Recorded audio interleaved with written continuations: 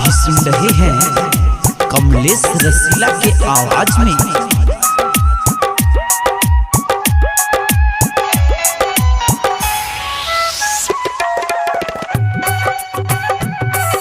आप अभी सुन रहे हैं विराट म्यूजिक की शानदार प्रस्तुति। मंगिया में पड़तो सेनुरा, मंगिया में पड़तो सेनुरा, हे बही तू हमरा से दूरिया, मंगिया में पड़तो सेनुरा, हे बही तू हमरा से दूरिया। हम तोरा बिना के न के जीबोगे जान, हम तोरा बिना के न के जीबोगे जान। DJ good Madhubani, DJ good Madhubani, DJ good Madhubani,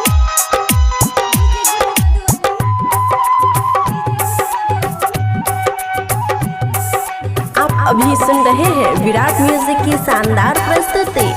सखी सब लगबै छो हरदी गे जान,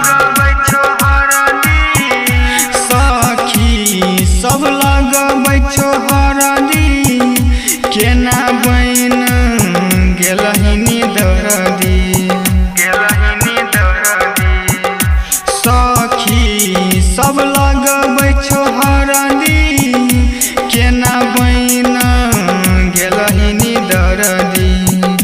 तनियो नहीं हमारा लेल तू सोचल गे जान, तनियो नहीं हमारा लेल तू सोचल गे जान। DJ good Madhubani, DJ good Madhubani, DJ good Madhubani,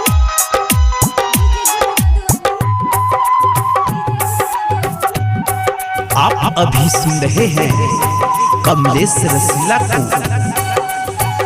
ससुरा में जाई के तू,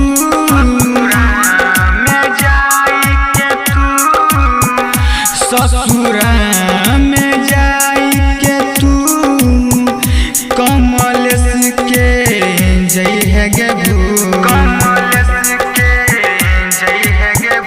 ससुरा में जाई के तू, कमलेश के जई है गे भूल।